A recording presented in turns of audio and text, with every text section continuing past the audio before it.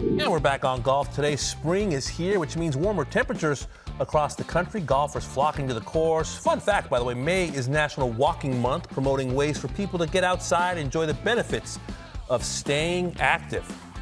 Now, in the book Swing, Walk, Repeat, author Jay Revell shares his collection of observations made while enjoying long walks on the course and the personal explorations that can be found.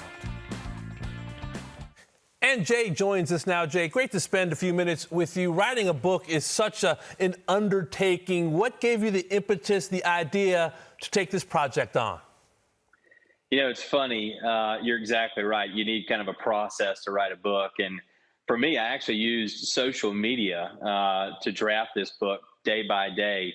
It started on January 1st, 2020. I was out walking a few holes. Beautiful New Year's Day, lovely North Florida weather, out with my family, my wife, my young daughter, our dog.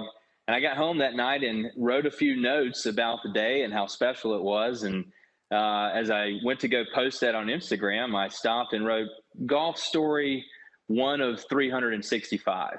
And so I kind of challenged myself with a New Year's resolution, if you will, to write a little something about how the game touches our lives every day for that year.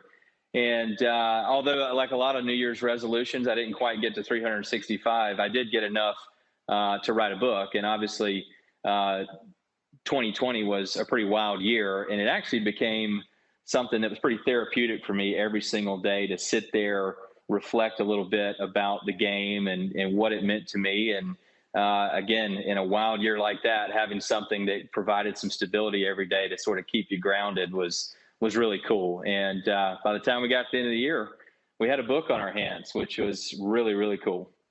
Jay, just following up on that point of this being a kind of a pandemic passion project for you, in what way did your attitude to or relationship with the game change in that year, 18-month period?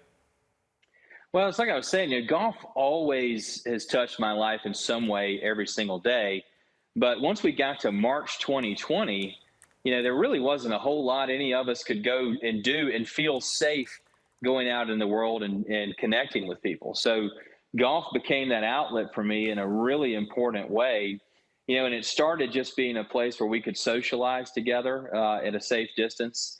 And then as the pandemic marched on and as I went through some pretty trying times, lost my job that year due to some of the economic circumstances. We actually lost a pregnancy that year, which was really difficult. And those hours I got to spend going out, especially late in the afternoon, walking with my dog and really almost meditating on life and the game and finding a quiet place to reconnect with the things that matter most.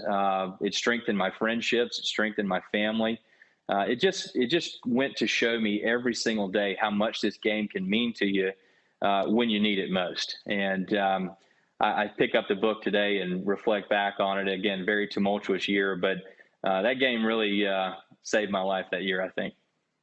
Jay, I know you spent a lot of time by yourself or with your pup out on the links. I'm curious about maybe connections you made with people, even during COVID. Was there a story or a person or a day that still stands out to you to this day?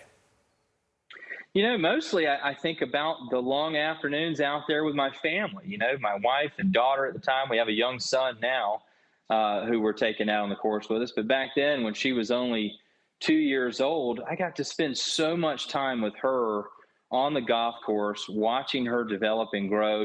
She was out of school during the pandemic. And it just became a sort of our retreat every afternoon to go walk up to the golf course. We're fortunate to only live a few blocks away. And we got to go out there every night as a family, spend time together on the golf course. And it really was it was sort of a magical time. And I look back on it very fondly now as she's growing up way too fast. But that time was really, really special. And we'll never get that time to be with each other in that way again. And a lot of that, I think, comes through in the pages of the book.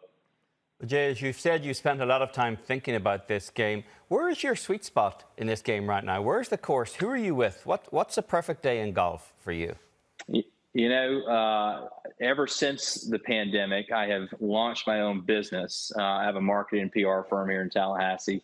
And I try to block out my Friday afternoons. I'm pretty religious about it, to make sure I have some time to catch my breath every week to connect with my friends.